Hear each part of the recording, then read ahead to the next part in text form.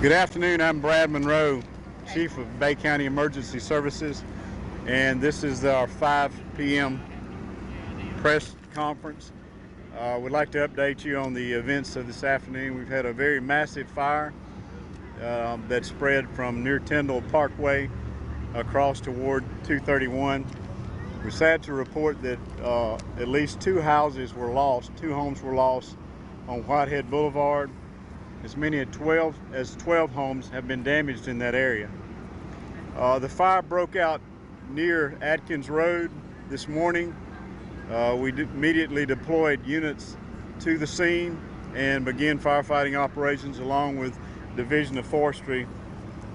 We have evacuated between Transmitter and Star and 231 and 98.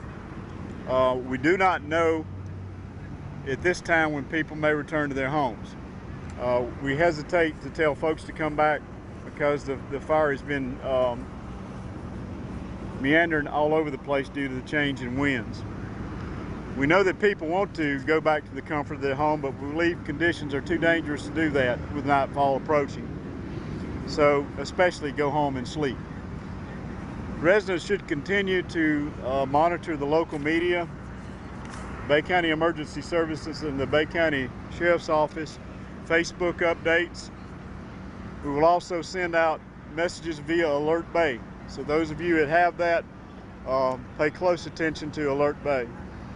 Residents may bring their pets to the Highland Park Church where we're located, and we will do our best to help accommodate them. We have assets from South Walton, from as far as west as Crestview. We have a staging area down at the Panama City Mall for fire apparatus and equipment and personnel, and we're deploying them as needed to the scenes of fires.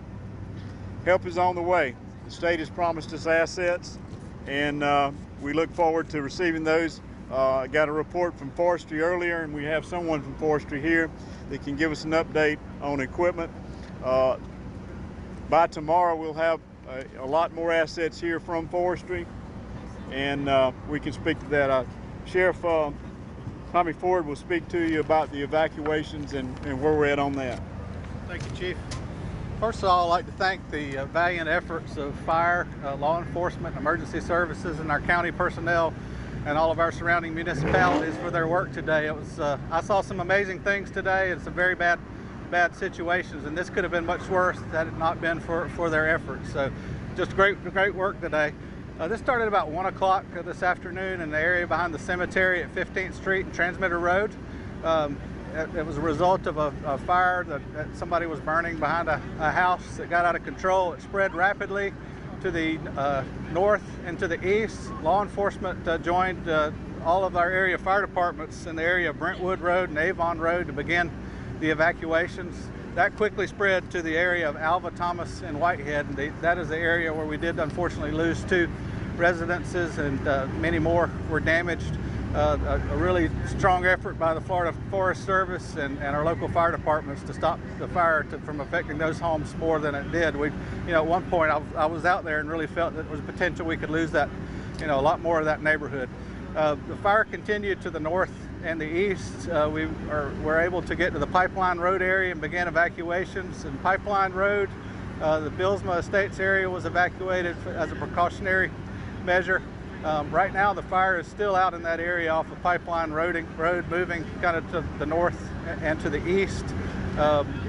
Forestry has a couple of helicopters out there and a lot of their tractors that are cutting fire lines and really stopping the progress of that. But a lot of it's going to depend on the wind and the humidity as we watch that. So we can't really tell people at this time when we'll be able to open these neighborhoods back up, because the last thing we want to do is to open a neighborhood back up and then have the wind shift and be back in the same situation. The Highland Park has been opened up as an emergency shelter for individuals, and I promise that we'll get these areas opened back up as soon as possible. With that, I'd like to turn it over to Chairman Carroll. Thank you, Sheriff. We are fortunate to have Chief Monroe and our Sheriff at the helm to lead us through this. We are currently under a state of emergency here in Bay County. The governor, if he hasn't had an opportunity to sign it yet, he'll be signing the state of emergency as well. from the state. That also means that we have a burn ban in all of Bay County. So even though you're nowhere near this fire, if you're in the northern parts of the county, we ask you, please do not burn anything. We don't need to take resources away from what we're dealing with here and dealing with another fire in another part of the county. So please, no burning. We've got to get this fire under control. Evacuees, it's been mentioned. If you are an evacuee, you need somewhere to stay overnight, please come here to Highland Park Baptist Church. We're blessed to have the Red Cross, Salvation Army, Rebuild Bay. They've got cots here set up. There's food, there's water. We welcome you to come here. We don't need you in your homes. This is an emergency, and because the winds could shift at any time, even though you don't seem danger right now, it can turn at any time. So we encourage you to get out of those areas, seek shelter. We're thankful for all the surrounding counties that are sending deployments, and as the state, they're gearing up and they're sending us more for us to fight this fire. We're thankful for everyone coming to our rescue and helping us. So with that, we'll turn it over to Forestry. Thank you. We have an estimate of 700 to 1,000 acres that are involved at present, and it's spreading. We have a representative, Michael Clausen, from the Forestry Division for the state, who's going to give us a briefing on their operations. Thank you, Chief. Thank you, Sheriff. Thank you, Commissioner. I just want to thank Bay County for all the assistance they've given us today. We reported to this fire around 10 a.m. this morning, and it was growing erratically. We have really dry, windy conditions, and the fire has been burning sporadically, spotting well above our lines. We do have a lot of equipment right now on the ground, and we are moving further equipment from surrounding districts throughout the state to this area. We have a helicopter, 2 helicopters on scene, a fixed-wing aircraft, and we're fully here to support what Bay County is doing, and we're actively trying to put this fire out. Other than that, I don't really have an update. We reported at 800 acres a couple hours ago, and we'll be getting exact numbers as soon as we can. Thank you. This time we can field any questions that you might have. How many people would you say have been evacuated? I don't have a number on that, do you? I don't have a number, but there's several significant sized neighborhoods that have been evacuated. So I would estimate probably over 300. And have there been any injuries reported? We have no reported injuries from either private citizens or from first responders. No fatalities have been reported. We're concerned about those folks that are out there working. They've been working a lot of hours, and so we're trying to rotate staff out right now, get them back to rehab, and give them some rest. And so we have assets coming in from all over the surrounding counties that are staging down at the mall, and we're going to start rotating our people as soon as possible. Has Bay County ever seen a wildfire this size? We've had some tremendous wildfires back before my tenure over the years. Back in the 90s and the early 2000s, I myself went to the Callaway fire out there, a very big fire. So yes, we've had very similar circumstances before. And earlier today we were told by officials that this was someone possibly burning trash in their backyard. Can you comment on that and tell us about the messaging on burning trash, especially when conditions are like this? Absolutely. We encourage everybody, and I think I was in my interviews yesterday, ask folks just to be real careful with the burning. And at this time, we say no burning. We're asking that you don't burn anything outside, and we anticipate more information coming from the governor and what have you on those rules. It's very dry. Our humidity is extremely low. Around 12%, I think, was the low this morning. Just left the command post, and I think we're around 22%. Very low for this part of the country. It's ideal conditions, high winds, low humidity.